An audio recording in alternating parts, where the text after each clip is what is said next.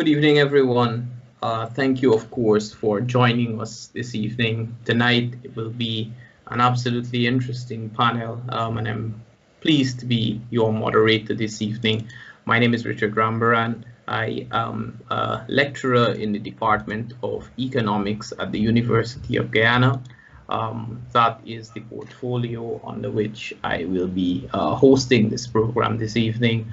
I'm certainly pleased once again to be able to bring to you a distinguished panel and introduce a number of gentlemen here who are very noteworthy in their field, and I certainly look forward to the contributions that they'll bring this evening.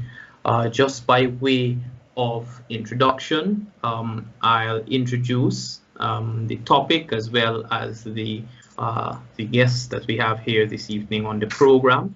And I would certainly like to thank all our viewers and listeners who consistently tune in to this program to ensure that we have to support us essentially in these riveting discussions. I'll start by, of course, introducing Mr. Kevin Ramnarine, who is to the right of me in this screen. Mr. Kevin Ramnarine is a former energy minister in Trinidad and Tobago. He currently sits on the Local Content Advisory Committee, which has been put together by His Excellency Dr. Fanali. And Kevin has been involved in a number of discussions in and around the private sector and oil and gas development in Guyana and also in the wider Caribbean.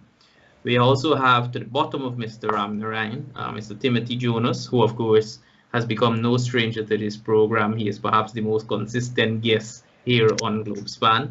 Mr. Jonas speaks tonight in his capacity as chairman of a new and united Guyana, and he has been very familiar with the oil and gas sector. He has been at the forefront of fighting many of our battles which we have faced over the past few months, and we certainly look forward to his insights.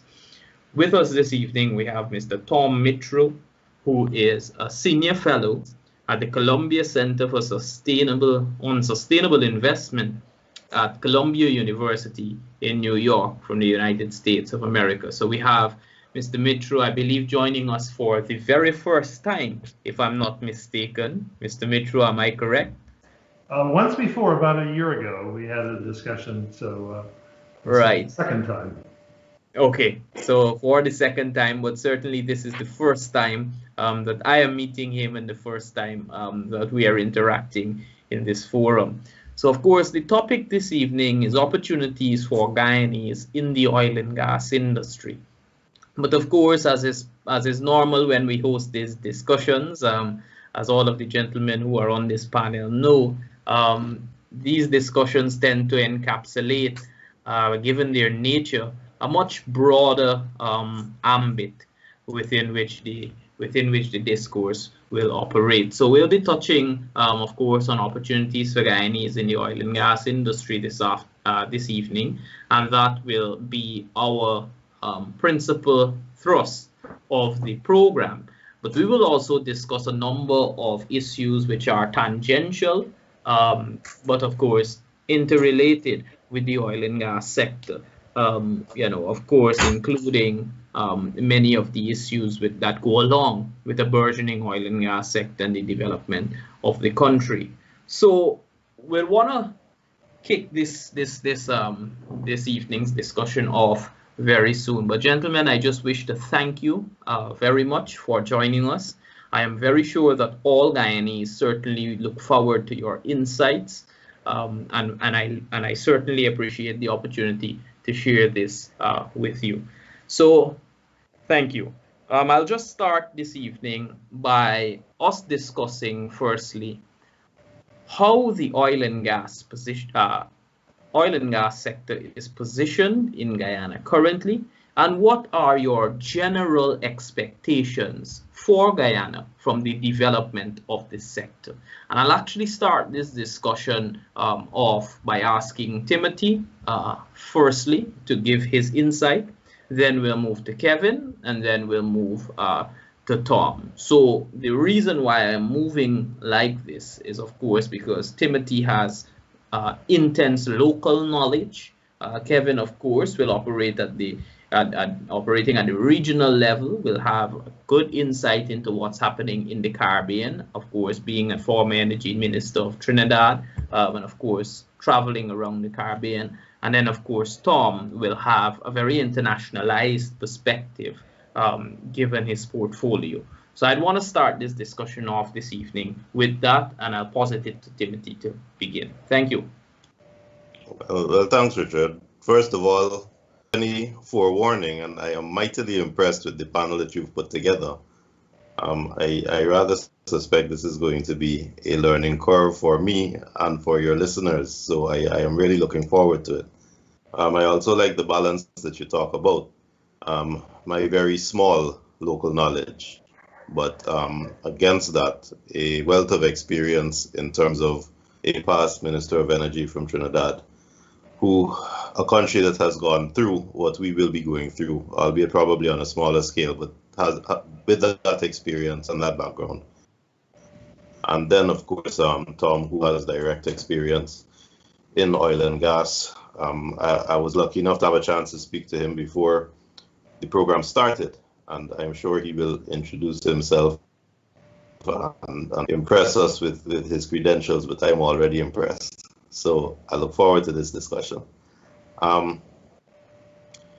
think with oil and gas in Guyana, as in any new industry in a third world country that has the potential to revolutionize everything and change everything politically, socially, culturally, we have to consider the ramifications in that light, politically, socially, and then in terms of how we will evolve as a society, given the fact that we will have large immigration and where this newfound windfall needs to be applied to make everybody's life better.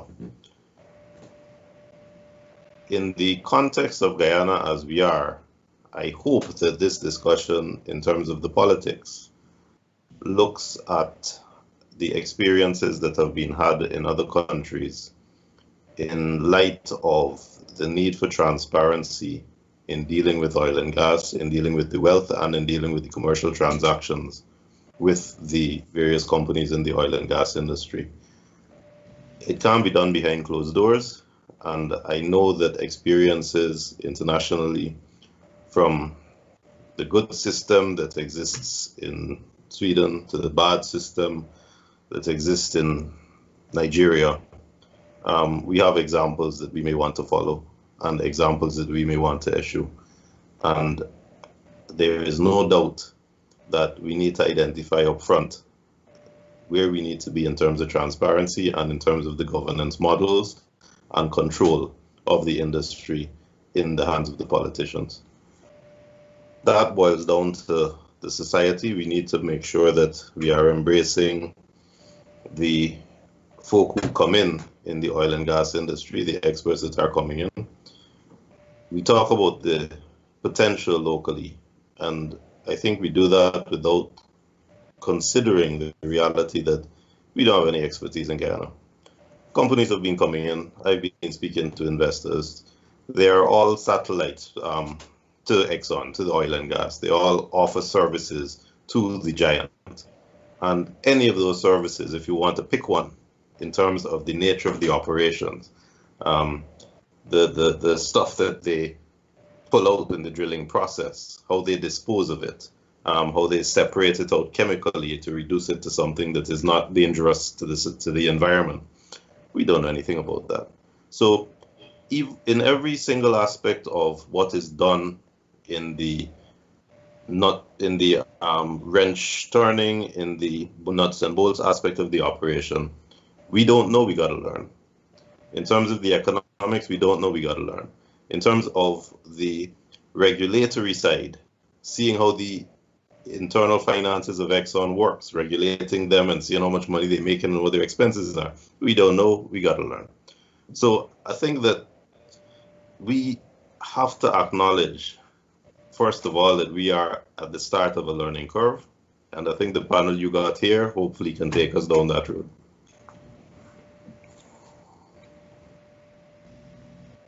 Thank you for that, Timothy, and thank you, of course, for segueing into something which is, of course, of utmost importance as we proceed this evening.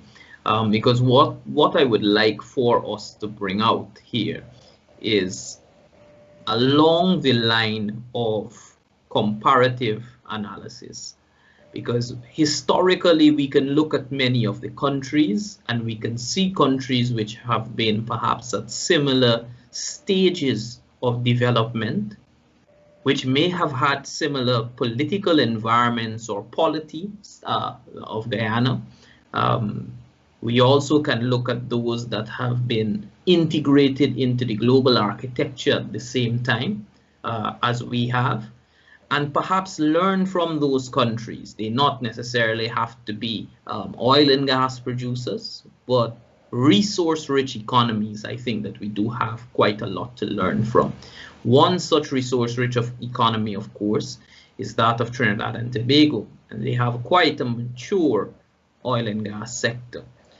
Mr. Ramnarine has been involved, of course, with the energy chamber from the private sector side, and he has also been involved from the government side. So, Kevin, what do you see and what do you expect for Guyana? And let me ask it particularly within a time frame. What do you see for Guyana within the short term, being, let's say, about a year, 12 months to 24 months? What do you see for Guyana in the medium term, in about 5 years? And then what do you see for Guyana as we move into the long term? Well, Guyana is very different from Trinidad in terms of the industry. So Guyana's first taste of oil and gas, the oil and gas industry, is in the deep water. Trinidad is now exploring its deep water. So Trinidad's industry started off on land in the early 20th century. And then we went on into the shallow water, then the average depth water, and then finally we're now in the deep water. So as we speak, there's an important well being drilled in our deep water called Broadside. And the Prime Minister of Trinidad and Tobago had an entire press conference about 3 weeks ago just to talk about the Broadside well. So Guyana has started off where we are at this point in time. And that gives Guyana a completely different experience. And I'll give you a little perspective. Today I was in Port of Spain having a meeting and we were talking about this difference between Trinidad and Guyana. If the oil and gas industry picks up in Trinidad in the next 2 years, it's immediately felt in South and Central Trinidad because we have these downstream industries at Point Lisas. So they will suddenly spring to life because they get more natural gas. In Guyana, the industry is out of sight of the average man. So the industry is 130 miles out into the sea. The average Guyanese may never see a FPSO. They may see pictures of it. They will never see a drill ship. They may see pictures of it. So that's one of the main differences between the two countries. So where's Guyana now? So you've had first oil in record time. And I mean, first oil in 5 years is an incredible achievement. And you started to produce oil, and there is a ramp up that's going to take place. And the way I see it is that Guyana has at least 10 years of exploration ahead of it in terms of continuous exploration drilling. So that there's something in the industry called the creaming curve. And if you go back to the very first talk I gave in Guyana in January 2017, at the Pegasus, I talked about this. It's a very simple curve. It has on the y-axis, it has cumulative reserves discovered, and on the x-axis, it has the number of exploration wells drilled. And what you find is that the early part of that curve is very steep, and then it eventually flattens. So Guyana, I think, is a long way away from that curve flattening. So you still have a lot more acreage to explore, and there are blocks which haven't even been explored. You're now exploring the Kaitio and the Kanji block, and there are other. If you look at the Stabroek block, Richard, and you look at where Exxon has been drilling in the Stabroek block, they've been drilling mainly in the southern part of the Stabroek block, and I think that might have something to do with the fact that there's a border dispute. The border dispute is more to the north of the Stabroek block, right? So they want to stay as far as possible away from any sort of controversy with that northern part of Stabroek Block. So the point is, I think the 2020s is going to be this period of incredible growth in the Guyanese economy. And then after that, the industry should begin to mature in Guyana in the 2030s. And you may go into what they call the operations and maintenance phase and so on. But you should reach your peak oil production by the end of this decade.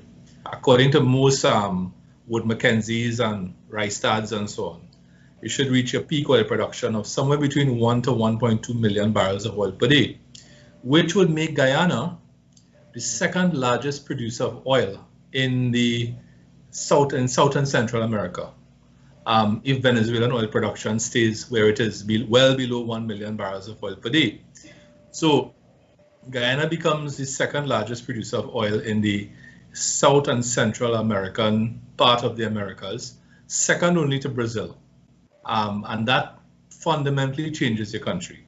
So the opportunities for Guyanese to get a foothold in this sector is really in the next 10 years and more so in the next 5 years. So to use the metaphor, the iron is hot at this point in time, and the people who get in now would have that first mover advantage, and they would surmount the learning curve before people who come in later. So that's how I see the next 10 years panning out. After that, you go from this exploration phase. I mean, there will always be exploration, because there's exploration in Trinidad today, and there was exploration in Trinidad 110 years ago. But the real steep part of the exploration curve is in the next 10 years. The 8 billion barrels of, and I'll make one final point about natural gas, because natural gas is something which is very near and dear to me. It's you could say it's my bread and butter, right? Exxon made a statement a few weeks ago, Mr. Alistair Routledge. He made a statement which I don't know if it's the first time his statement was made, Richard, or if it was made before and I didn't hear it. But he said of the 8 billion barrels of oil equivalent, 20% of that is natural gas. So 20% of 8 billion barrels of oil equivalent is 1.6 billion barrels of oil equivalent. And converting that into natural gas, you get 9.6 trillion cubic feet of natural gas. So that's not that's a significant amount of natural gas. The question is, I don't think Exxon's core purpose for being in Guyana is natural gas. I think natural gas just happens to be a byproduct of why they're really here. They are in Guyana to produce oil. So there are a couple of things they could do with that natural gas. One is to re-inject some of it into the reservoir, because a reservoir has to be a reservoir over time loses pressure, and you need to maintain reservoir pressure. So they could blow back some of that gas into the reservoir to maintain reservoir pressure, which keeps the oil flowing. 2, they could commercialize some of that gas. And 3, there's a third option which we don't like, which nobody likes to hear about anywhere in the world again, which is to flare the gas. And from time to time, because of mechanical problems that they may have on the FPSOs, they may have to flare the gas for safety reasons. But flaring is something which is not liked again in the world. In fact, I am told, and I'm subject to correction because I heard this from a friend who is an expert on Venezuela, that Venezuela flares 3 billion cubic feet of natural gas per day from their oil production. Trinidad produces about 3.4 billion cubic feet of natural gas per day. There's a lot of flaring going on next door in Venezuela. Nigeria used to be one of the great flarers of natural gas, so I don't know if that still applies. But I think there is a big future for using the natural gas from these developments, the Liza 1, the Liza 2, the Payaras, and beyond, to bring that gas to shore to do many things could be done with that natural gas. And natural gas is a lot more cleaner than oil. It certainly is a lot more cleaner than coal. And the government of Dr. Irfan Ali, they have expressed the opinion that they want to go from natural gas to electricity. Because I mean, I've been in Guyana quite a lot, and if you do a little back of the envelope survey with Guyanese businessmen and you ask them what are the biggest obstacles to doing business in Guyana, electricity might come out in your top 2 or your top 3, right? So the other thing too is that electricity in Trinidad is about 4 to 6 US cents per kilowatt hour. It is the cheapest in the Caribbean and Latin America outside of Venezuela, and they have great problems with their electricity grid in that country. In Guyana, subject to correction, again, because you all live in Guyana, I don't. Guyana is about what, 25 to 26 cents per US cents per kilowatt hour, Richard? Somewhere in that region for residential. So it's a lot more. It's just about that. But of course, importantly for commercial, it's around 27 cents per kilowatt. Residential, it's a bit lower. So when Guyana, when the administration, when Dr. Ali's administration gets that natural gas to power project implemented, you may, and I did a quick back of the envelope calculation, you're looking at about a 55% reduction in electricity prices in Guyana, in addition to which you'll have a more reliable supply. And the third and the most important thing is that you'll be able to phase out a lot of your fuel oil generators and your diesel generators and so on. So, and then there are other things that you could do with natural gas. And we could talk about that, going to urea, which is fertilizer, right? So I think you're on this curve right now, on this steep part of this creaming curve I talked about, and there are many opportunities. And I would end this first part by saying that critical to all that we just spoke about is building the institutions to manage that. There is going to be a petroleum commission. That bill, you remember that bill was floated around in the year 2017. And I had actually come to Guyana as a guest of GCCI back then. And I went around the country talking about this Petroleum Commission bill. And one of the things that struck me, Tim Jonas, is the bill gave the minister complete power. The minister was almost like the divine right of kings. If you go back into history, the minister had tremendous power. And both myself and Ralph Ramkaran, and at that time Deodat Indar was president of the GCCI. This is something that we flagged because it was simply very obvious that the bill had put too much power in the hands of the line minister.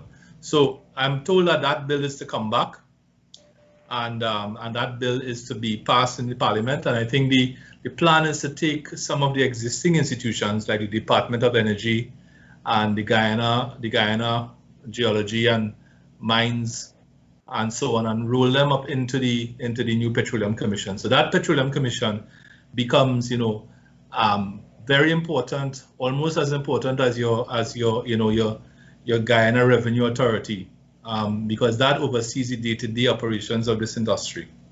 I'll end there for now. Absolutely, thanks for that, Kevin. You've identified, of course, from analogy that electricity is a severe constraint, and for those who are interested, of course, in looking at any document regarding this, if one does a search for constraints affecting Guyana's private sector, you'll see a paper done by the IDB, and you'll see that electricity has actually been ranked as the most severe obstacle when considering factors constraining businesses. So it is the most severe obstacle in Guyana to businesses and business growth and private sector development. The point of electricity, of course, I believe is one which is not lost on anyone, not just the reliability of electricity, but also the quality of electricity which we have here in Guyana.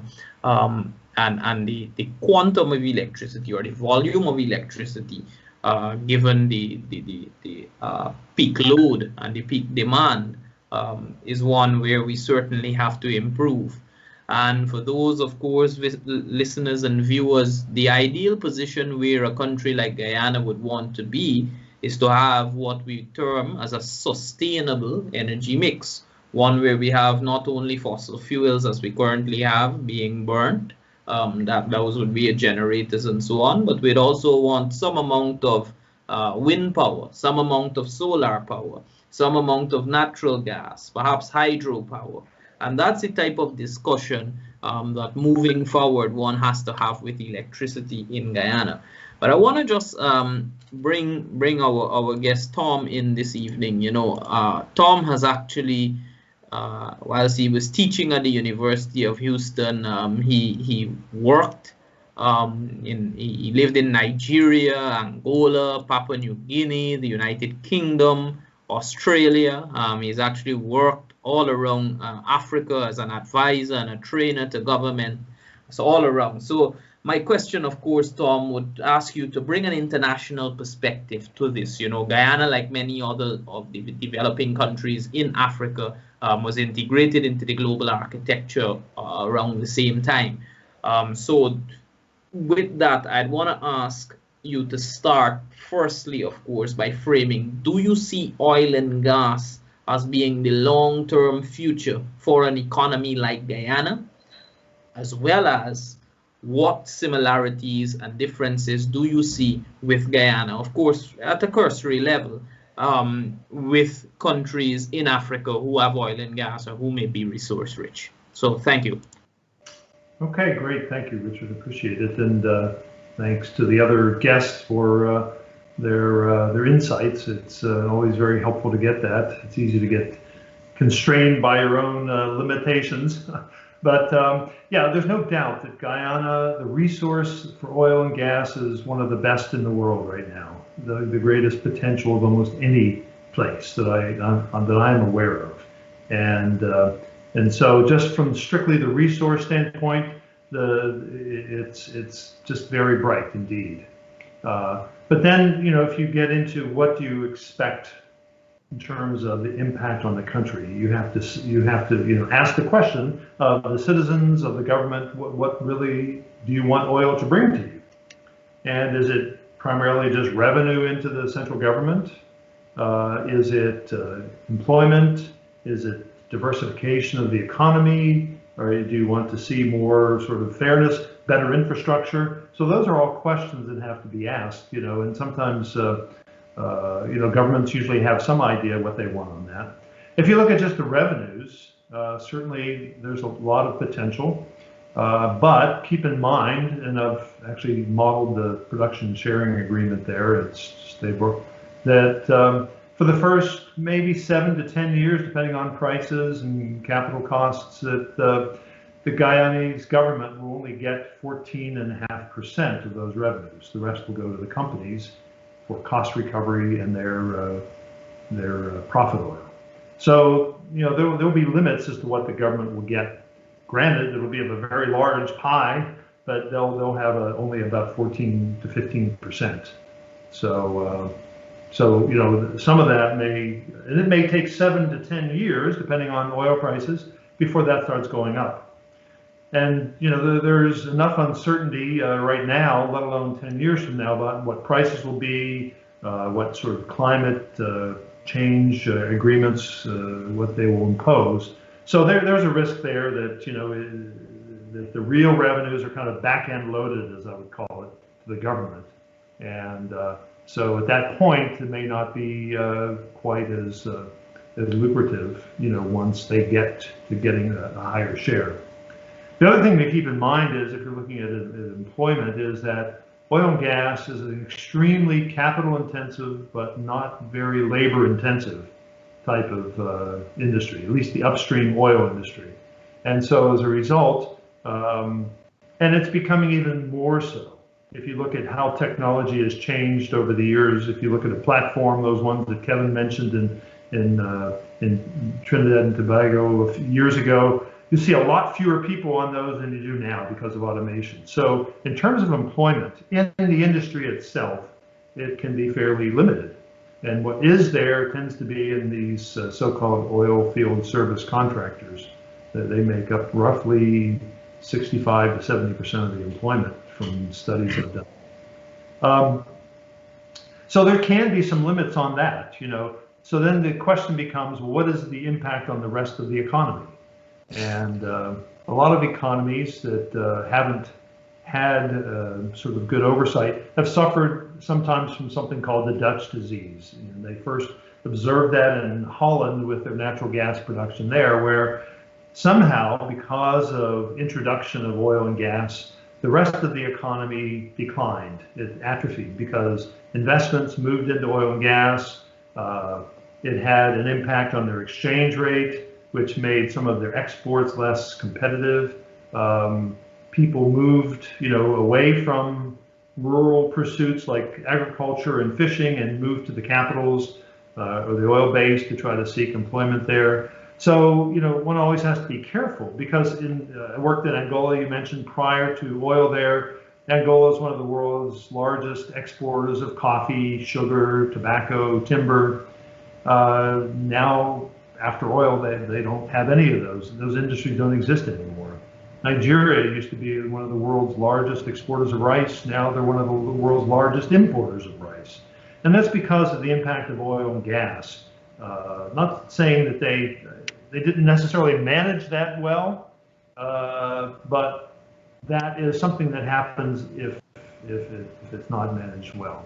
And so potentially, just because of exchange rates, Guyana could see some of its industries atrophy. Maybe not things like bauxite or gold, but some agricultural industries, perhaps the fisheries, because people move away from those industries. And of course, anytime you make your economy less diverse, that can be sort of an issue. And plus, most of the employment tends to be during the construction phase. That's when they're building things. That's when there's a lot of activity. Once oil and gas gets on stream, it does not have a huge amount of employment. So there's concerns here that any economy that moves rapidly to a new base, especially resource commodity base, that can have a negative effect on the rest of their economy. It'll certainly generate a lot of revenues going to the central government, but then the question becomes, what does the central government do about that? How do they manage those revenues? And of course, that's the billion-dollar question, I guess you'd call it. How do they deal with that? You know, do they save? Do they diversify the economy? Do they, just how is that managed? So anyhow, that's, I guess, my contribution from trying to look at. I don't know the government there. I don't know how they do it, what plans they have, but certainly these are the types of issues that we've seen in many, many other countries. You get this Dutch disease leads to a boom or bust cycle as oil and gas goes up or down, oil and gas prices. You see employment drop. When that happens, you see the government revenues drop. You see potential for defaults on loans. So there can be some negative things that do come without a good system for managing this. Right. Thanks for that. But Tom, the world is moving in the direction of clean energy and sustainable energy. Many persons, of course, expect 2050 in terms of development of economies and development of energy and the energy sector to look much different than it does today. What do you see as being the future of this? Should Guyana embark on, full-fledged development of this sector? What advice would you give to our government, of course, at this point in time? What would you say in this regard? Yeah, thank you. Yeah, yes, thanks. Well, Kevin mentioned natural gas, which is, obviously a different type of fuel. It's certainly cleaner than many others, but not at the same level as, say, solar or wind power, wind generation. Those are still, probably still something they're growing. They'll become more important, but it may take quite some time before they can dominate. Even with natural gas, I always will point out Nigeria has one of the world's largest reserves of natural gas, but they have probably the worst supply of electricity. I can tell you that from having lived there for 6 years. So just translating that natural gas into power generation that's reliable to the consumer and to businesses can be a challenge. Once again, it has to be managed correctly. And we always hold out my poor friends in Nigeria as this example of what hasn't gone well, and so that doesn't mean it'll be the case in Guyana. Just even looking at an economy like Texas, I live in Houston, and every year I drive somewhere that's further west, like in West Texas, and it always strikes me that Texas is now, believe it or not, is the United States' largest producer of wind energy. If you go out to West Texas, you see these old pumping units pumping in these old wells, and right across the highway from them are these giant wind turbines generating wind energy. So, you know, even in places that are famous for oil like Texas, they are moving in the direction of wind energy. And it's something that even you're seeing that in places like Saudi Arabia, considering that. So it's the sort of thing that that should be considered. Putting all your eggs in one basket is always something we learned as kids is not always the best thing. And so to the extent Guyana can diversify its energy supply and its economy, that can always be a good thing. Of course, Tom, the implication of this is that we ought to ensure that we ramp up our production and capitalize on the existing energy construct or the existing structure of energy globally at this point in time, or should we think about this, you know, in a longer term? That's right. I mean, I think we don't know what window there will be for having the world still relying on oil. I mean, it'll certainly be there for some time to come, but is it 20 years, 30 years, 15 years? Hard to say before it starts declining, before climate agreements start having restrictions. And so that's right. While you have that resource, it's best to take advantage of it while you can. Like I said, the issue becomes the way the production sharing agreement is structured. The government's share of that is relatively small for a fairly long period of time. So then getting to that period where the government's percentage starts going up will be critical, you know, and hopefully that happens well before we start seeing oil begin to decline as a fuel in the world. Absolutely. So I'll just pivot the discussion a bit, and I'll head back around, work back my way through over to Timothy, but I'll go to Kevin first, and I'll ask Kevin, you know, Tom has introduced the concept of Dutch disease and the resource curse, etc. Of course, something which we have heard quite a lot about here in Guyana, and I'm very certain, you know, you guys have heard a tremendous amount of it and have actually even lived through some of it in Trinidad. Kevin, but what within the current trajectory where Guyana is, what are some of the businesses that you expect to boom? And what are some of the businesses that you expect or you would anticipate to decline? Well, before I explain that, I just want to use a cricket analogy, because West Indians understand things a lot better if we use a cricket analogy. So Richard, a mutual friend of ours, Dr. Roger Hussein, has done a statistical analysis of the performance of the West Indies team in the era of Brian Lara. And what he demonstrated is that when Lara made runs, the West Indies team either drew the test match or won the test match. When Lara didn't make runs, the West Indies team would have a high probability of losing the test match. So he uses that, Tom and Timothy, to explain Dutch disease, where you have one industry that has become so dominant in your cricket team that if that industry does well, everything is up and great. And if that industry doesn't do well or fails, then the country goes into a depression. And that is Roger's very simple way of putting across Dutch disease. Of course, it's more complicated than that. But yes, Trinidad has been through a boom in the 80s, a bust in a boom in the 70s, a bust in the 80s. The 90s was sort of like a flat period, and then a boom in the first 15, I would say the first 14 years of the 21st century was a period of rapid economic expansion. And now we have, Trinidad's economy has contracted by about probably 17% in the last 5 years as a result of different factors, one of them being COVID, but there were things happening before that, before COVID. So these hydrocarbon-based economies tend to be very bipolar, right? And what you want to do, Guyana already has, in my opinion, one of the most diversified economies in the Caribbean. Before you had oil, you had several different horses pulling the cart, right? That's another analogy I use, right? So you had mining, agriculture, fisheries. You had a couple industries that were dominant. Now oil is going to come, and of course, within the next 2 to 3 years, oil's, I don't know if anybody has done the projection, but the contribution of oil to GDP may end up being like what Trinidad is. Trinidad energy contributes about 40 to 45% of GDP. And then there's the indirect contribution to GDP.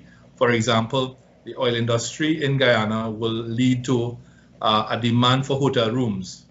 So you will have more hotels being built. And that is going to be measured by the statisticians under services, but it's really related to the oil industry.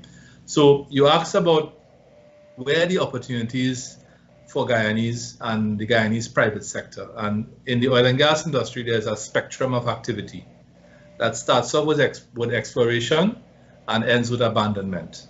So exploration, you consider that exploration to be, the birth, and abandonment to be the death. And that cycle could be anywhere 40, sometimes 50 years for an oil field.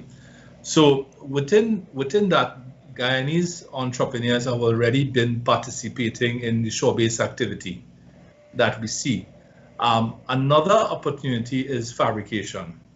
And fabrication is something that could be done pretty quickly in Guyana. It will require a degree of training of the existing welders in Guyana to industrial level welding, but that ramp up in skills shouldn't take too long. So those are two things that I think could happen almost immediately. And then of course there are some indirect things like the hotels and so on, but the direct activities could be a shore-based activity and of course fabrication yards, right? In terms, I think Guyana has a guard against the Dutch disease. You asked about industries that could suffer as a result of the oil industry. What tends to happen is that as the oil industry begins to contribute money, and Richard is an economist, as it begins to contribute money to the treasury and the government begins to spend on services like construction services, the services sector expands. And the services sector starts to pull employment out of what we call the non-booming tradable sector, which would be your agricultural sector, your mining sector, and so on. So somebody working in the rice industry in Berbice might think that it might be better to go and work in Georgetown in a service type industry, in a restaurant or something like that. And that is the Dutch disease, I think. And one of the ways to guard against that is through your sovereign wealth fund, where you sterilize some of that money away and out of the country in U.S. treasuries and in securities and so on. And I think that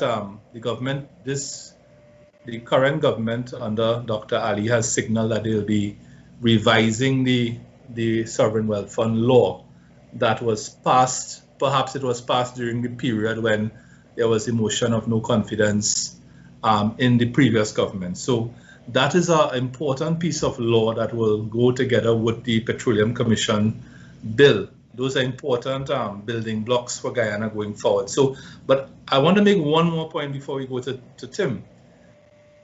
One of the things that I'm on the local content committee, and one of the points I've been making is that when you think about skills, a lot of skills are transferable. So I'll give you, when the sugar industry closed down in Trinidad in 2003, there was a company that was working in the sugar industry that company was servicing the diesel engines of our sugar industry, Caroni 1975 Limited, which was your equivalent to Gaisuco. So when Caroni closed down in 2003, they had no business. And they went to the oil industry and they said, listen, we service diesel engines in the sugar industry, and you have diesel engines on these offshore platforms. Give us a chance. And they got a chance. And then from the state-owned oil company, they went to the multinationals. And the point is that there are mechanical engineering skills and electrical engineering skills. There are probably those skills resident in Guyana right now. And it simply requires a sort of facilitation of that migration of skill sets already in country to prepare them for the oil and gas industry. So you could have capacity in the country that simply needs to be shepherded towards the oil and gas sector. Thank you, of course, for that, Kevin. I think before we wrap up this evening, what we can do is revisit perhaps some of the areas. I mean, I've combed through quite a bit of the literature on this, as you would have mentioned, being an economist. We can perhaps identify what are some of those areas in particular, because, we speak about many of these issues, but what does it mean for the layman in Guyana? What opportunity does it mean for the average person who would like to become involved? I have a couple of questions which I want to posit to Timothy, but of course the man behind the scenes has indicated to me that it is time for our first commercial break. So gentlemen, thank you for a very good first session. Viewers and listeners, we of course look forward to you being with us here for the second session. So Devin, you can take it away to the first commercial break. Globespan is now booking repatriation flights and offering shop and ship. Book your repatriation flights to Guyana with Globespan. There are 2 flights weekly from JFK and 2 flights from Miami. All flights are non-stop to Guyana. Globespan will assist you with completing the forms and submitting to Guyana's government for your approval to travel. So book your flights today to Guyana. Or if you choose not to travel, then call Globespan for their shop and ship program. Globespan is now offering shop and ship. Purchase a gift for yourself or a loved one. Send it to Globespan to arrange for all your shipping and clearing. Christmas is coming, so don't wait. Either book your flight or shop and ship with Globespan. In the US, call 718-845-0437. In Guyana, call 227-1701. And in Berbice, call 337-4287. And in Canada, call 647-557-6200.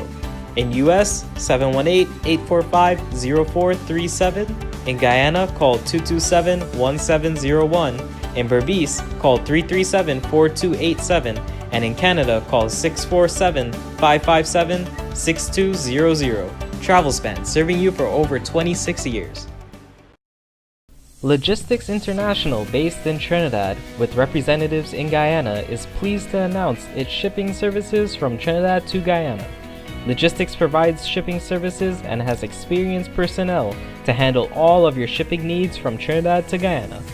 Buy in Trinidad and let Logistics handle all of your shipping to Guyana, from small boxes to container sizes. Call Logistics in Trinidad at 1-868-336-8218 to handle all of your shipping needs, and they handle all sizes. Logistics International has been shipping for over 22 years to many Caribbean countries with reliability and dependability. Call 1-868-336-8218 in Trinidad. That's 1-868-336-8218. Or email at liclcargo@gmail.com. Ladies and gentlemen, viewers and listeners, welcome back to our program here tonight, Opportunities for Guyanese in the Oil and Gas Sector.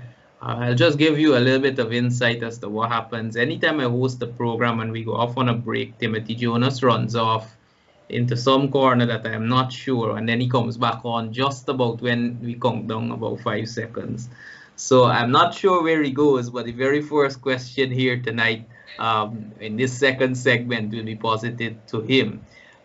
Timothy, you know, I am currently writing a thesis, and which I intend to make into a book on, in particular, macroeconomic and institutional conditions necessary for sustainable growth in resource-rich developing countries. It's particularly looking at the case of Guyana.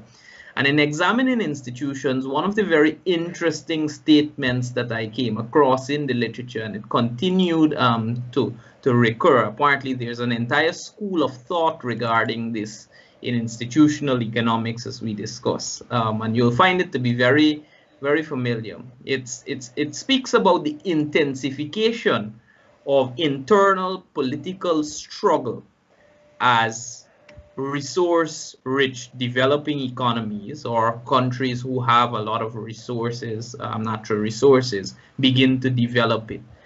Now, Kevin alluded earlier to the Petroleum Commission, and he also alluded earlier to the Sovereign Wealth Fund. For the Petroleum Commission, he said that one of the reasons why it was basically rejected was the fact that it gave quite a bit of power to the minister. I can say that in a thorough review of the Sovereign Wealth Fund of Guyana, the Natural Resources Fund, you'll find that the minister recurs in excess of about 3 dozen times throughout that document. It is replete in that now legislation. Timothy, what are some of the issues that you can identify in our legislative architecture which we ought to address to be able to reduce the instances of intensification of political struggle in Guyana? Just only to say that we may have begun to just see the beginning of it in 2020 with our almost 6 month long election.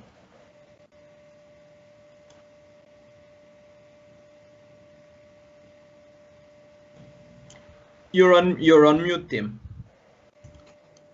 I make my best speeches on mute.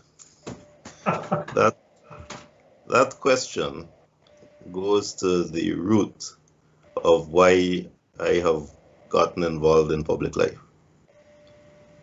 I don't believe that in Guyana, the fact that we have a lot of money on the horizon is a cause of intensification of our political rivalry. Our political rivalry has been severe, extreme, back against the wall, tooth and nail, when we were fighting for pennies after the economy was destroyed in the late 70s. Nothing has changed. The fact that the stakes are higher, I don't think has meant that the fight is more intense. The fight is based on other grounds that we all know of. Now, I heard Kevin talk about the criticism he had of the draft bill, and I smiled to myself when you said it was rejected. You see, the bill wasn't rejected, the bill was criticized. Very good, fair criticisms were raised, because the bill did what most legislation in Guyana does, which is to centralize the decision-making power in the responsible minister. Every time we do that, we run into problems, and we keep doing that in every area of endeavor. Now, we have some really great opportunities. As Kevin pointed out, our economy is wonderfully broad-based. There's the agriculture, rice, sugar, fish, shrimp, other agricultural produce. There is the mining, there is the timber, there is the bauxite potential, and now there's the oil. So there are many areas of endeavor.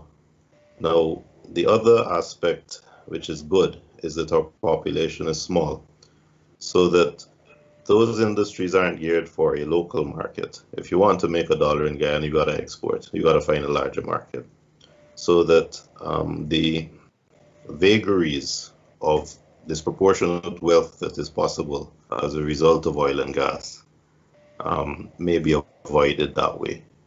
I don't know. I am in a room with two economists who know 10 times as much as me, and I'm putting this out more as a question than as a statement. The great danger is what you are talking about, and I want to give some examples of what we've seen. We know that the Minister of Natural Resources before 2015 was criticized for disposing of oil blocks in circumstances that were opaque. And in fact, when the then president was questioned about it, he was unable to answer and avoided the question. So the public found out about it after the fact. It was done secretly, and we discovered oil blocks had been given out to companies we never heard of. That was done because the statutory regime vests the discretion and the decision-making power to award contracts in the minister. We also knew that after the change of government in 2015, the country learned about this signing bonus for peanuts and learned that another contract had been signed away in circumstances where our own government said to its people that they're not going to tell us whether a contract was signed or not. And it wasn't until information was leaked that Trotman eventually conceded, yes, a contract had been signed and these were the terms, and then started making his nonsensical excuses about not having read it when he was criticized for the terms of the contract. That also was made possible because of the centralization of power as a result of the statutory model, which Kevin is criticizing. Now, Kevin has raised that there are hopefully changes that will be made to create tiers so that all the decision making isn't localized in the minister's office, so that he can make his decisions and no one knows about it. I have reservations about the bureaucratization of the whole issue. You see, what we are prone to do in Guyana as an administration, when we are confronted with the criticism that, man, you're keeping these decisions secret and you're keeping all the decision-making power for yourself, and this is breeding ground for corruption. What we do is we make the thing bureaucratic. So we call in this labor union representative and that bar association representative and all of that. And it creates the appearance of many people in the room, a lot of noise, but the real power has not been divested. And what we also do is we allocate to institutions which we already control. A lot of these institutions are peopled by individuals who are appointed by the same ministers.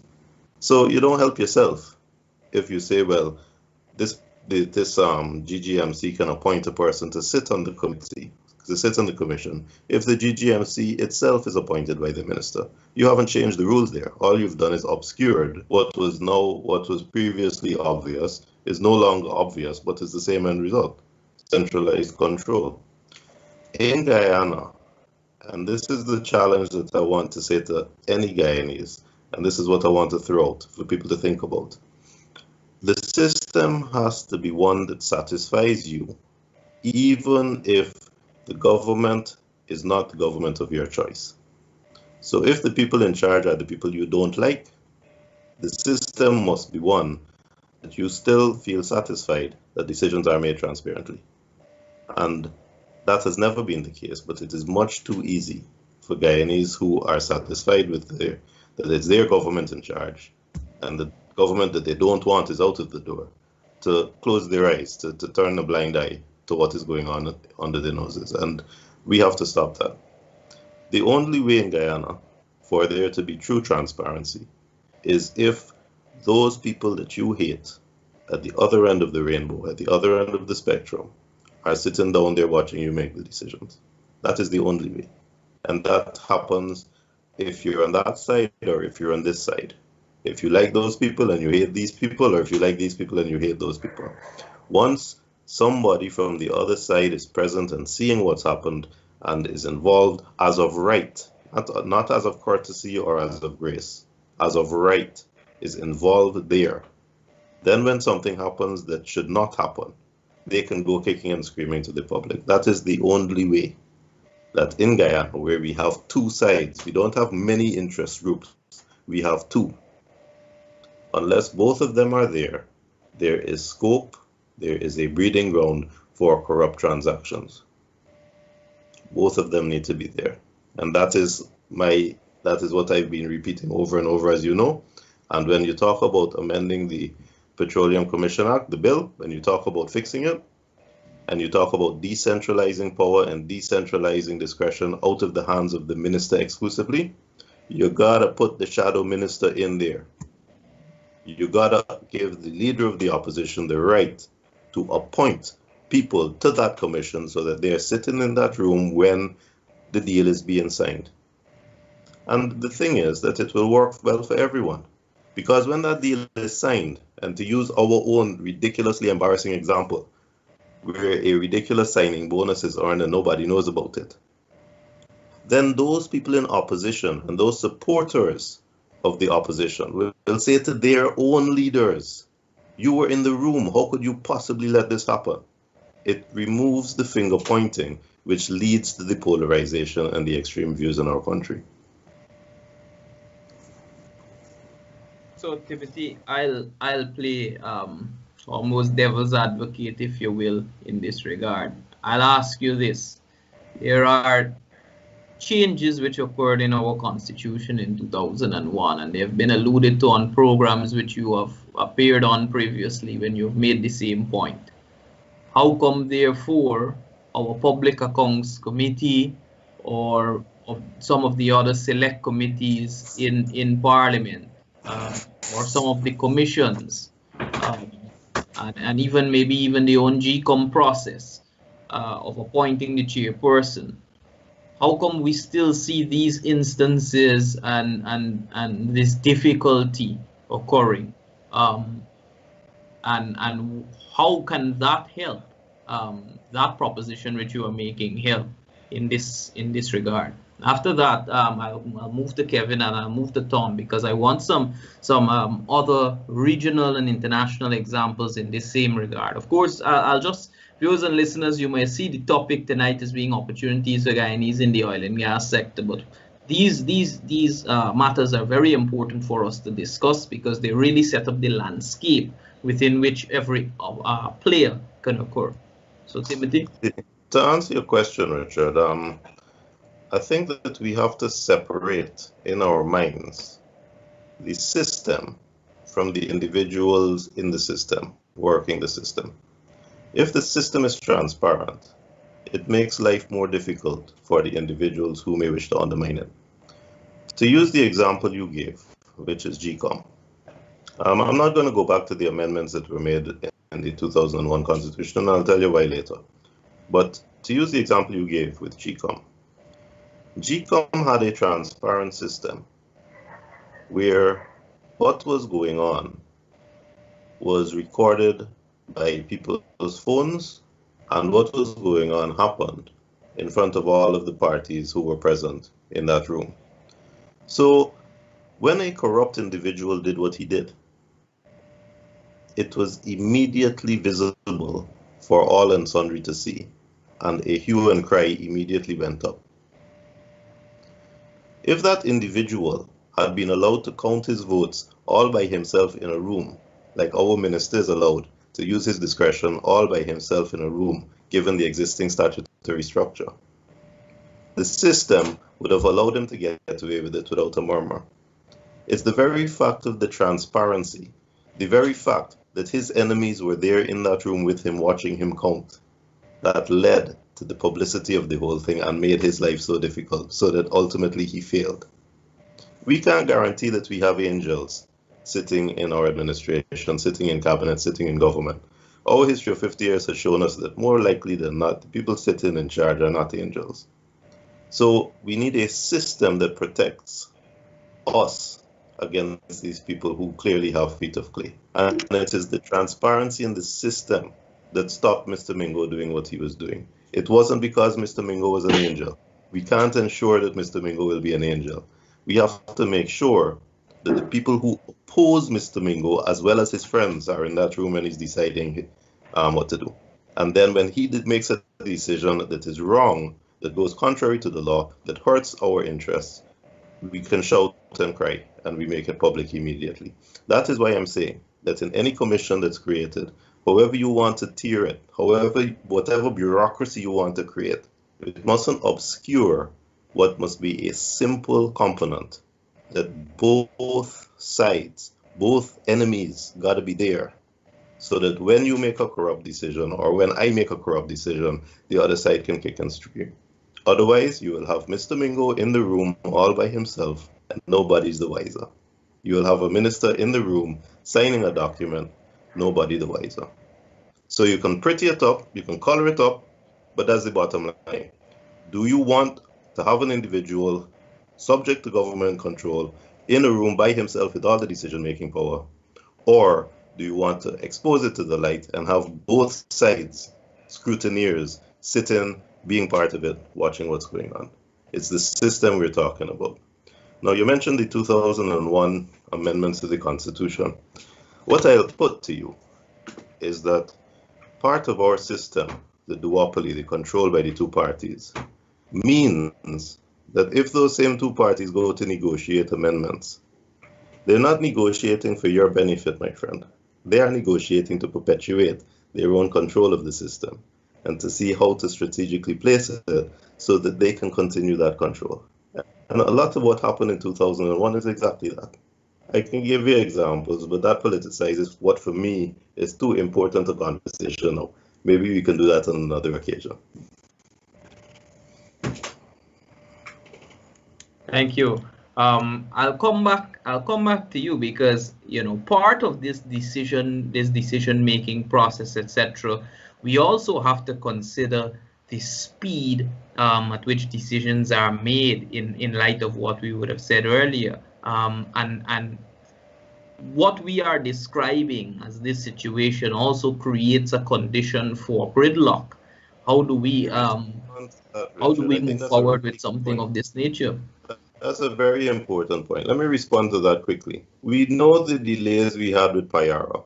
As soon as the new government took over, they scrapped it. Well, they didn't scrap it. They put it on hold because they needed to put their eyes on it. And that caused a delay. And you're talking about speed and haste. And I am agreeing with you. We need not just speed and haste, yes, but we need consistency and we need consistent forward movement.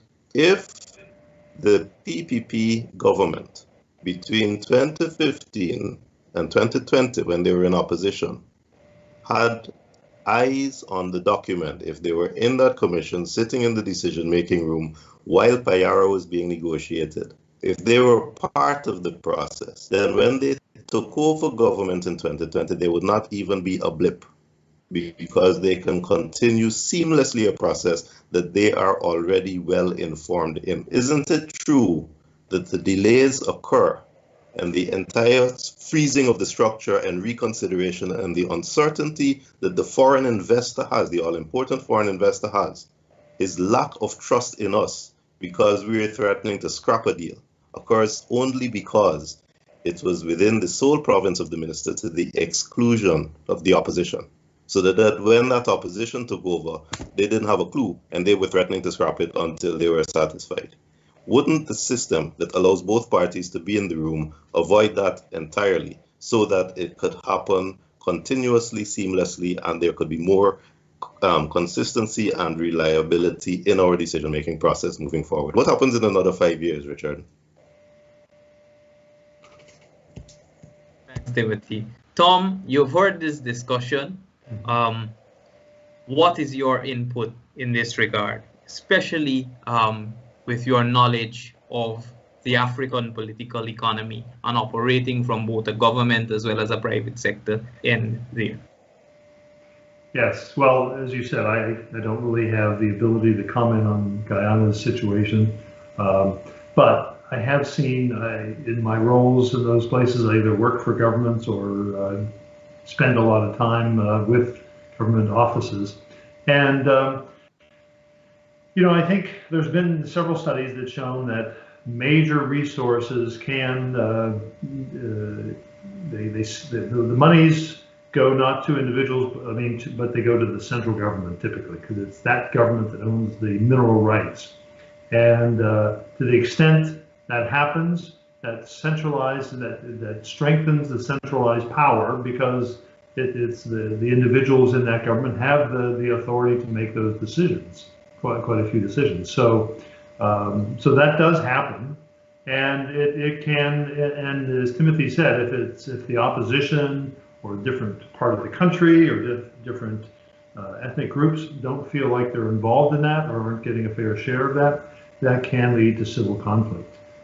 3 of the countries that I worked in had civil wars. 2 of them while I was there, Angola and Papua New Guinea, and then when I worked in Nigeria, my first time there, it was not too long after their civil war. And it's no coincidence, because they had oil and gas, and in the case of Papua New Guinea, a lot of their civil war was over the rights to copper.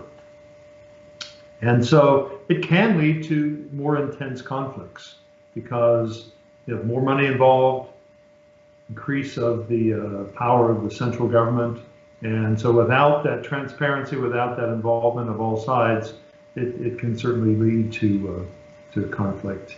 And even just as an example of that power, when I was doing some work for the Angolan government, they were trying to establish a sovereign wealth fund, which we all think is a good idea. And one of the advices I gave to them was, no matter what you do, don't make this political. Don't have all the decisions be made by a politically connected person, because you need to have this managed by someone who is an investment professional. So they, as with some of the things, they ignored my advice, and they actually appointed the son of the president of the country to manage that fund, which did not lead to a good result. So it is important to have those rules. It is important to recognize with great wealth comes great power, and having the government in place that will try to mitigate that, and systems in place is quite important. Thank you, Kev, for that insight. Of course, we'll go through these matters in detail as we further on the conversation here this evening. But I just want Kevin to drop his input into this, because Kevin has sat in the corridors of power in a country who is both similar and dissimilar to Guyana in a variety of ways. So Kevin, what are some of the things which you are seeing in Guyana? If you were to just give straight advice to say, change this, what would be the number one in this regard, considering the political economy aspect which we're discussing here in this segment? Well, I mean, this is not really political economy.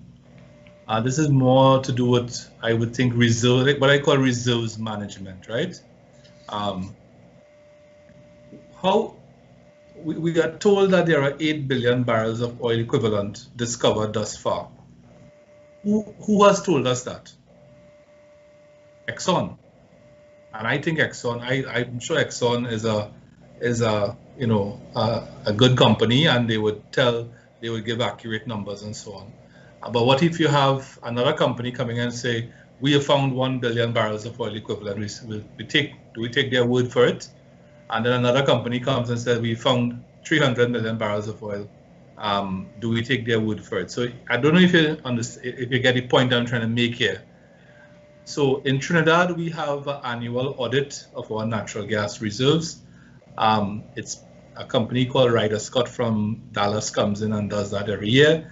And every 3 years, there's an audit of the oil reserves. And these are independent companies that come in and work for the government of Trinidad and Tobago. And the companies open up all their files to these auditors, and they are, of course, highly respected companies. They do this all over the world. So I think it's important for Guyana to get a third-party verification of these numbers. The other point is that the 8 billion barrels of oil is recoverable resources. Now, that's a term which has been bandied about a lot, but recoverable resources is really an umbrella term that includes 5 different categories of reserves and resources. So within there is proven reserves, there is probable reserves, and possible reserves. And then there's what you call contingent resources and prospective resources. So what's the point? The point is that if you look at Exxon's annual report submitted to the Securities and Exchange Commission, that report, the Securities and Exchange Commission of the United States, you could only report to them proven reserve numbers. You can't report to them recoverable reserve numbers. So the point is that Guyana needs to have a couple of things, and this will fall out, in my opinion, from the Petroleum Commission. One, there has to be an independent, assessment of this very large resource and growing resource. And two, I think there should be some level of granularity around the reserves now, because those 5 categories of reserves/resources all mean different things. So for purposes of planning, if I were putting on my Trinidad hat, I would want to know what is the proven reserve of oil, the proven reserve of gas, because those things the proven reserves have more certainty around them, more commercial certainty, and that's why it is what the Securities and Exchange Commission in the U.S. Requests when you're reporting to them. So that's something which I think will fall out eventually from the work of the Petroleum Commission. Thanks, Kevin. Viewers and listeners, thank you. Of course, this segment we have gone through some of the discussions around the political structure, the legislative structure, and what we can expect moving forward, how to prevent some of the, or at least discussing from a very cursory way how we can perhaps look at these matters. The third segment, of course, will come after the break. Behind the scenes, we'll see Timothy disappearing once again. So we'll be back in about, I reckon to say, 2 minutes. Certainly look forward to this final segment, which we have coming up. Logistics International, based in Trinidad with representatives in Guyana, is pleased to announce its shipping services from Trinidad to Guyana. Logistics provides shipping services and has experienced personnel to handle all of your shipping needs from Trinidad to Guyana. Buy in Trinidad and let Logistics handle all of your shipping to Guyana, from small boxes to container sizes. Call Logistics in Trinidad at 1-868-336-8218 to handle all of your shipping needs, and they handle all sizes. Logistics International has been shipping for over 22 years to many Caribbean countries with reliability and dependability. Call 1-868-336-8218 in Trinidad. That's 1-868-336-8218. Or email at liclcargo@gmail.com. TravelSpan is now booking repatriation flights and offering shop and ship. Book your repatriation flights to Guyana with TravelSpan. There are 2 flights weekly from JFK and 2 flights from Miami. All flights are non-stop to Guyana. TravelSpan will assist you with completing the forms and submitting to Guyana's government for your approval to travel. So book your flights today to Guyana. Or if you choose not to travel, then call TravelSpan for their shop and ship program. TravelSpan is now offering shop and ship. Purchase a gift for yourself or a loved one. Send it to TravelSpan to arrange for all your shipping and clearing. Christmas is coming, so don't wait. Either book your flight or shop and ship with TravelSpan. In the US, call 718-845-0437. In Guyana, call 227-1701. And in Berbice, call 337-4287. And in Canada, call 647-557-6200. In US, 718-845-0437. In Guyana, call 227-1701. In Berbice, call 337-4287. And in Canada, call 647-557-6200. TravelSpan, serving you for over 26 years.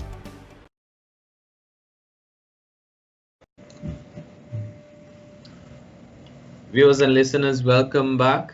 Ladies and gentlemen, welcome back to our program here this evening. So we went through some of the harder questions during the last segment, of course. This segment, we'll try to bring it back directly on stream. But before before, of course, we head into directly discussing the opportunities which we see existing, which may present itself, I want to ask that we move from Tom back down through to Kevin over to Timothy to discuss a matter which, of course, has been at the forefront of the Guyanese discussion as it relates to oil and gas. And Tom, how important is local content policy, and local content legislation for Guyanese to benefit from the oil and gas sector? In terms of employment, and it is certainly important. Actually, the oil companies, the likes of ExxonMobil, Hess, et cetera, is not where the main employment is. If I did some studies looking at the U.S. Bureau of Labor Statistics a few years ago, and in the oil and gas sector, something like 70% of the jobs are in the so-called oil service companies and oil construction companies, the ones that the big companies like ExxonMobil will hire and contract with to do the work. So that's where a lot of the sector's employment is. And the challenge that will be faced, I think, with and so that's employment, and the businesses too, in terms of contracts, et cetera, are also with those same companies, you know, the oil, in the oil service support sector. And the challenge that Guyana will face is, for one, this is deep water, far offshore. Two, these are FPSOs, which means there, I know Kevin had referred to some of the construction done in Trinidad, you know, during the various phases of the industry's development in there.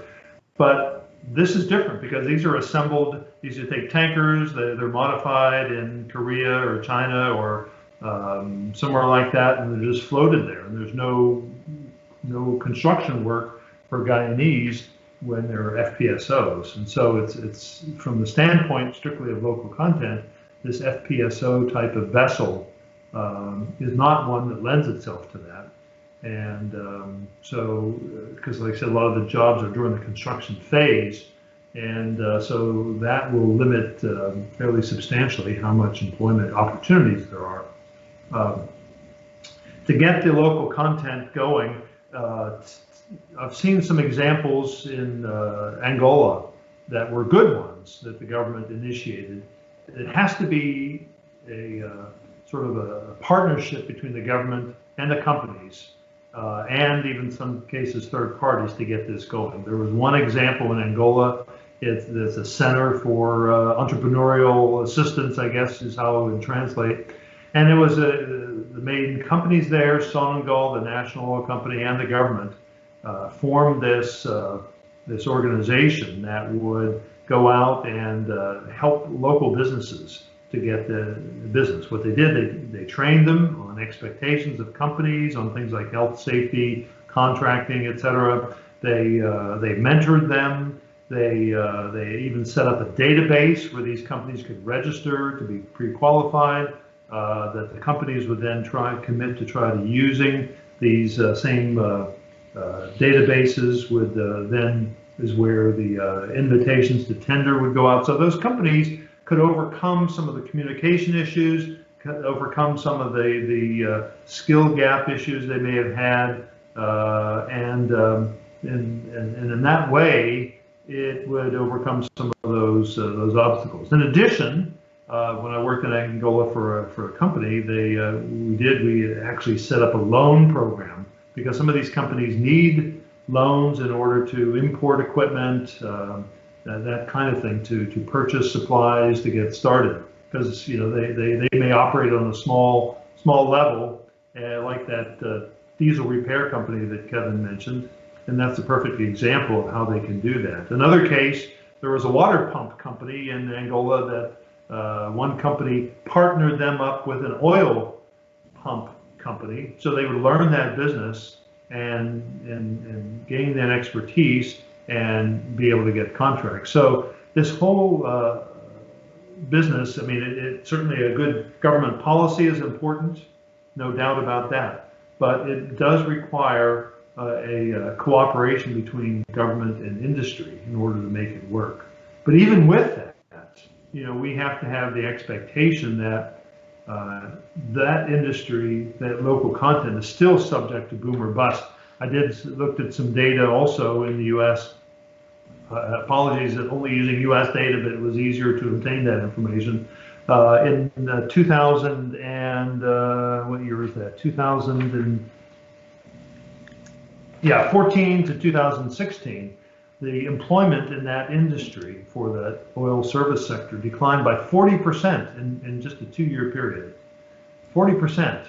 And that's how sensitive it is to the price of oil.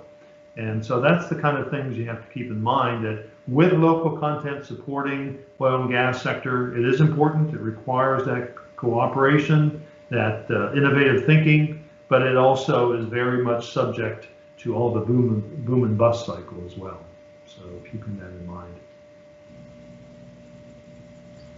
Thanks very much for that, Tom. In Guyana, we actually have ExxonMobil has collaborated with DAI, the international global consultancy firm, to form something which is called Center for Local Business Development. However, I am of the view that whilst the center works well, it does its purpose, we also need government to aid in a private sector development format, where a gap analysis is conducted as to what the specific needs are of the private sector, and in particular those areas where we can improve, for example, internal efficiency measures which can improve productivity of firms and by extension total factor productivity in the country. So I think that a private sector development program is certainly something that's needed, and my view is that it goes hand in hand with a local content legislation. But what type of local content legislation is important? And I'll ask Kevin to lend some insight here as to what he personally believes is the ideal type of local content for Guyana. Kevin, there are a variety of models, of course, you are well familiar with them, but what do you believe Guyana needs at this time and at this stage in our development? I know it's getting late, so I'll quickly say that local content flows out of capacity. So the local capacity must be developed if you are to have the local content as a product of the capacity building. So I would say that emphasis on skills development right now is critical. And I think it is a feature maybe of post-colonial societies that were ruled by the British. But when we think about skills development, we think about PhDs and master's degrees and all these degrees, right? But that is not necessarily the only thing which is required. There's a lot of technical and vocational training that would be required to work in this industry. And I also made the point that there are industries, and there's one I forgot and I want to mention it. While there are industries that could be migrated from the current state into serving and working in the oil and gas sector, and I'll give you an example, and I think it's relevant to Guyana. There is a company called the Wood Group, which is a big oil and gas service group out of Scotland, and they have a big presence in Trinidad, and they do all the maintenance work for BP offshore. And they started off as they were a fishing company in the North Sea. They used to have fishing trawlers in the North Sea. And then one day oil was discovered in the North Sea. And they realized that here's an opportunity to go into the supply vessel business. And they started to supply the platforms and the rigs with whatever they needed and so on. So they're no longer in fishing. They're now in the oil and gas services and supply vessels and so on. So I think there is, I'll reiterate again, the shore-based opportunity. And there is currently one or two shore bases in Guyana. There's probably need for more shore-based space in Guyana. Not probably, there is, because the industry is going to go through this 10-year steep growth period. There is an opportunity to train young Guyanese in the different types of industrial welding like MIG welding and flux core welding and so on. And so those are two opportunities, Richard, that I think are immediate sort of low-hanging fruit that the Guyanese citizens could get involved in. With regard to local content, I think it's important. If you look at the amount of money Exxon spends to lift a barrel of oil out of the ground, let's say it is $25 US per barrel to lift a barrel of oil out of the ground. You begin to question what percentage of that $25 is spent in Guyana at this point in time, and it's probably very small. I haven't done a study to determine what it is. So what you really want to do is to increase that percentage over time, but that happens from building the capacity. And I'll end by saying that one of the aspects of capacity building is also infrastructure support, the physical infrastructure support. So the road network, the ports and so on, the electricity, all that creates this ecosystem that builds the capacity that we need. So skills and infrastructure. All right. Right. Thank you. Of course, the folks, the goodly gentlemen in the background are indicating to me that we have to wrap up the discussion. We have in no way even remotely exhausted where we should be. I'll perhaps have to request of the host that we keep a part 2 of this with this very same panel.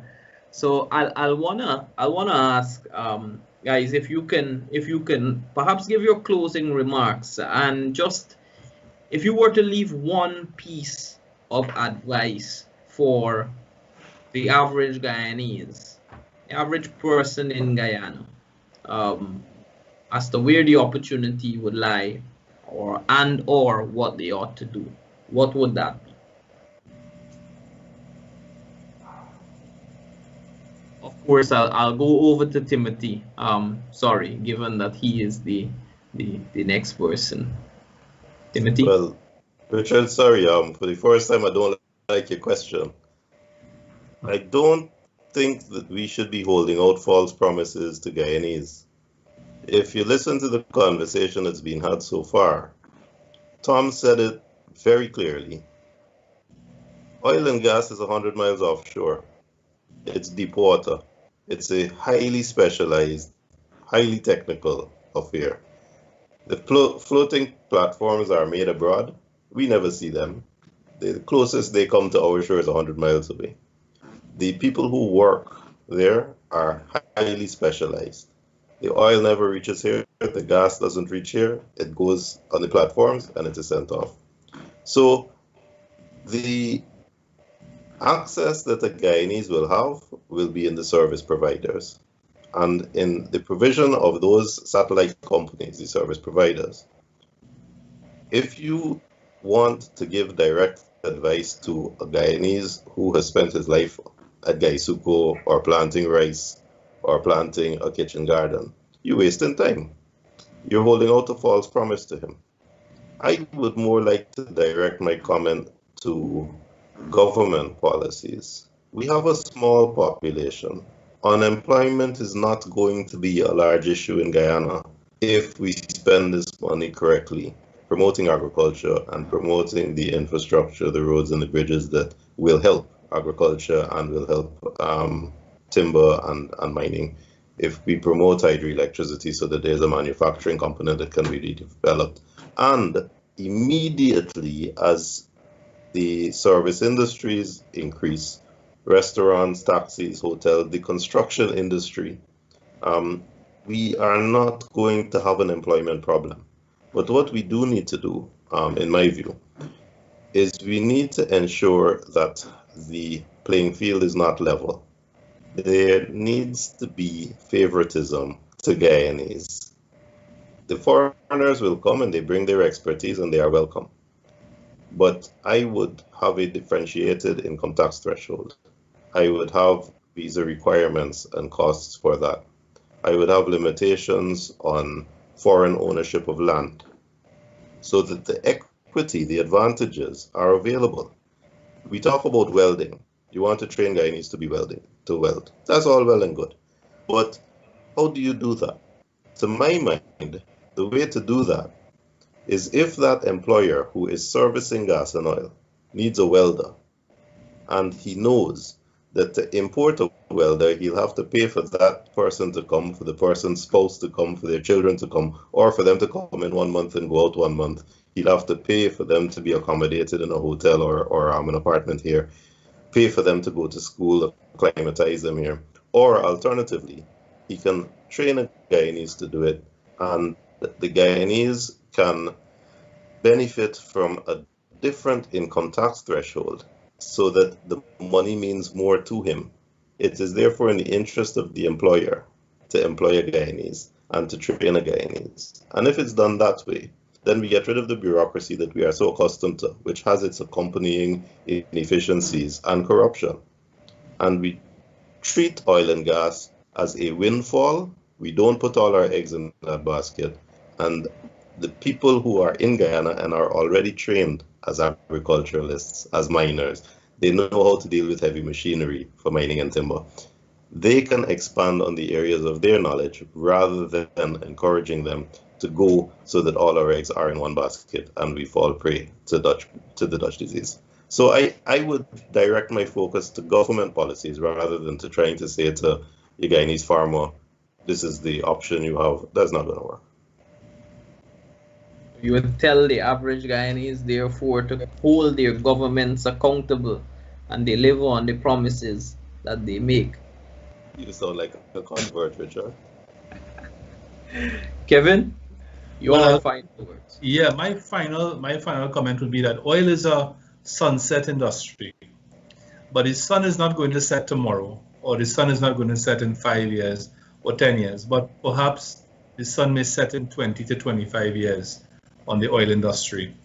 That doesn't mean that the world will reach a point where it will need zero oil, but demand for oil will begin to fall progressively in the future.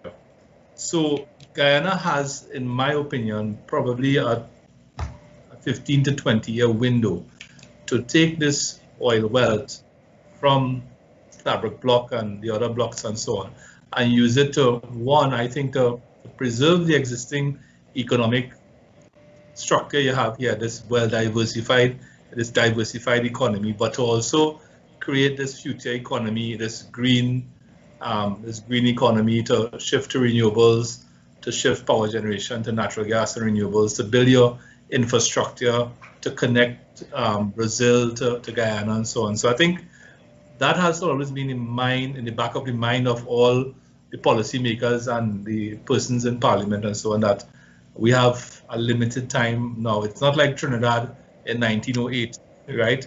When Trinidad discovered oil, you have 120-something year run. You're probably going to have, maybe 20 to 25 years max before you start to see the world need less and less oil. It could happen before, but on average, I think you have a 20-year window. So make the most of that 20-year window. Thank you very much for that, Kevin. Tom? I'll just briefly add, I don't think I have a whole lot more to add than what Timothy and Kevin added. What Timothy said, I think, is really, you have to be realistic. Don't believe all the hype about things coming to the average person. The hype is what money will be coming to the government, no doubt, but you should be cautious. The opportunities will be limited in the oil and gas sector, and what you have to do is, like you said, Richard, hold the government accountable and hope that they will do what they can to diversify and strengthen the remainder of the economy. It's not oil related. Thanks very much for that, Tom. We've heard many times that the oil and gas sector, it's what we call a capital intensive sector.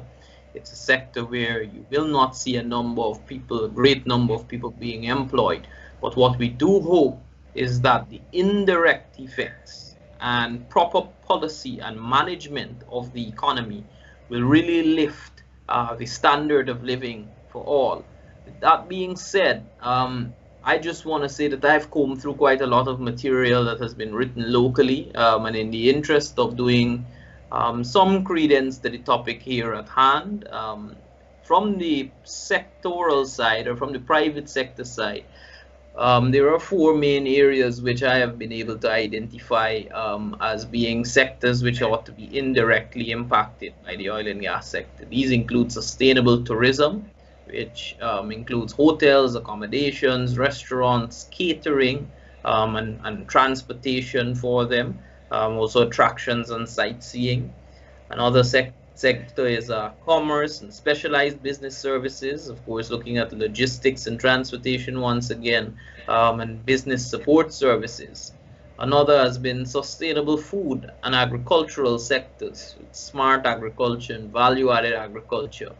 And then other sectors which we're expecting, this is of course from the survey which I have done of all of the literature on Guyana, health, green technology, and even climate resilience as we begin to move into a new era. But that's from the private sector side. What skills do we expect to see increasing in demand? If we look at vocational labor, machine operators, mechanics, machinists, electricians, electrical technicians, welders, masons, plumbers, anything to do with building out the infrastructure of the country. So the construction skill set. In terms of technical professionals, you're looking at tax, accounting, auditing, HSSE, logistics, supply chain management, even chefs and engineers can be categorized there. And of course, managerial professionals, hotel management, food and beverage, and of course, admin and operations remain very important to the development of the country. So just in a nutshell, those are some of the areas both from the private sector side, so from the opportunity side, and then from the employment side or the average labor provision side, where we expect to see opportunities arising, of course, in many cases not directly from the oil and gas sector, but indirectly from as a result of the development of the sector. I just want to wrap up tonight's discussion by thanking these three gentlemen who have so graciously given us almost 2 hours of their evenings. Timothy has revealed to us that where he runs off to is to put his kids to bed and give them the final good night kiss. So Kevin, Tom, I'm sure that you guys are perhaps not in a similar situation there, but thank you so much. We certainly appreciate, and we will keep you updated as to whether part 2 for this will continue, because I do think that we ought to expand further on this very interesting topic of oil and gas and Guyana's development. I want to wish all the viewers and listeners a very safe evening. Please continue to guard yourself against the coronavirus and ensure that you take all the necessary precautions. And I certainly look forward to hosting this program again in the near future. Thank you, gentlemen, and good evening, viewers and listeners. Thank you very